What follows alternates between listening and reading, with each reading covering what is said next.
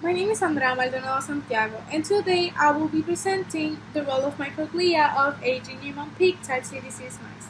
My PI is Dr. Rosa Blanco, and I belong to the University of Puerto Rico, Rio Piedras Campus. With this study, we aim to have a better understanding and a new perspective on Niemann pig's early detection and diagnosis.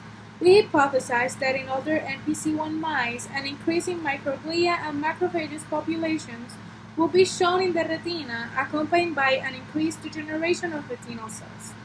Niemann pig type C disease is an inherited lysosomal storage disease caused by pathogenic variants in the NPC1 or NPC2 genes that lead to the accumulation of cholesterol and lipids in lysosomes. It results in the progressive accumulation of unesterified cholesterol and glycolipids in lysosomes of multiple tissues and leading to neurodegeneration and other diseases. Human NPC has been recapitulated in several mouse models, leading to a model which produces progressive progradient neurological symptoms from postnatal date and present a late onset and slower disease, and is more representative of the juvenile form of human NPC disease. Most of the symptoms are related to loss of brain function or ability. The NPC1 mouse is a well-established model for this disease. However, the retina of NPC-deficient mice has not been analyzed. The retina per se offers several advantages, such as a defined set of neurons and glial cells. This comes in handy when studying NPC because it provides a broad spectrum of cells to analyze. Vertebrate retina is a multi-layered structure composed of different types of cells that cooperate with each other to transfer visual information to the optic nerve to the brain. First, we have the ganglion cell layer. It's the innermost layer and is mainly made of retinal ganglion cells, or RGCs. The inner nuclear layer is structured by cell bodies of amacrine cells, bipolar cells, horizontal cells, and Mueller cells. In the outer nuclear layer, we find rods and cones, which are the bodies of photoreceptors. In the inner plexiform layer, we find axons of bipolar cells. And in the outer plexiform layer, we find synapses between photoreceptors, processes of horizontal cells, and bipolar dendrite cells. Here, it is important to mention the microglia too. So, the microglia are immune cells in the central nervous system that originate from the yolk sac in the embryo. In the developing mouse retina, degenerating neurons can be observed initially in the ganglion cell layer, followed by a phase of cell death in the inner nuclear layer. Immunostaining has shown that macrophages migrate from the vascular supply overlaying the developing retina and phagocytose the degenerating neurons. Then they undergo differentiation to become the microglia of the retina.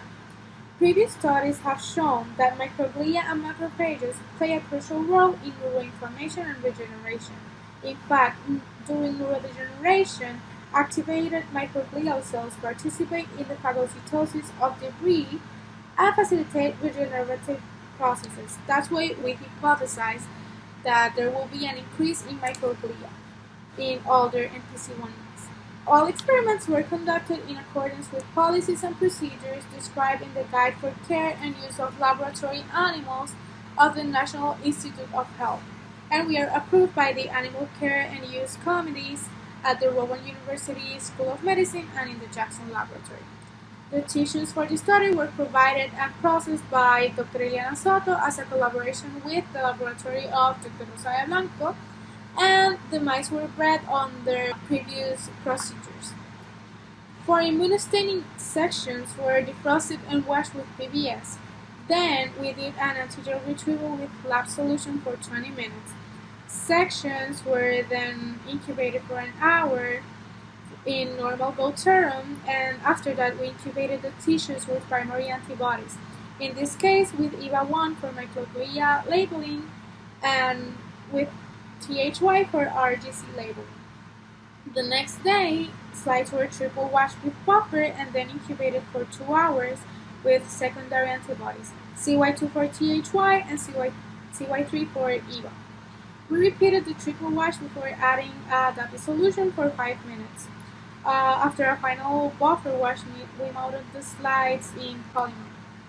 Once immunostaining was done, sections were left out to dry for 3 to 4 hours and then stored at 4 Celsius degrees. Slides were observed with cis-axioscope, and then in an icon laser scanning confocal microscope, sections were photographed at 20x and 40x magnification. We carried out the slope quantification with image J, and the statistical analysis was carried out using GraphPad Prism 7. Our results show that retinal ganglion cells found in the GCL were stained in the wild-type mouse retina using antibodies against THY, as we'll eventually see in figures 1a and 1b. An apparent decrease is observed in the number of RGCs in the retinas of 8-week-old NPC1 mice when compared to mice 12 weeks old in figures 1c and 1d. Microglia cells were labeled using EVA1. In wild-type animals, the staining was found in the outer plexiform layer and very little staining in the ganglion cell layer. In the NPC1 retinas, there is an evident increase with age of the animal. In the labeling of microglia cells in the GCL, and cells appeared also labeled in the inner nuclear layer, and the OPL at 12 weeks. We can see this in figures 1c and 1d. Here we have a picture of a microglia in the outer plexiform layer of an 8-week-old NPC1 mouse. So cell counting in mice retina labeled with EVA1, meaning microglia cells, showed a statistically non-significant increase in the number of microglia cells at 8-week-old NPC when compared to 8-week-old wild-type mice. In the 12-week-old, we also saw a statistically non-significant increase in microglia cells when comparing NPC1 with wild-type mice. On the other hand, 8-week-old animals showed no variance, while the 12-week-old mice showed statistically significance.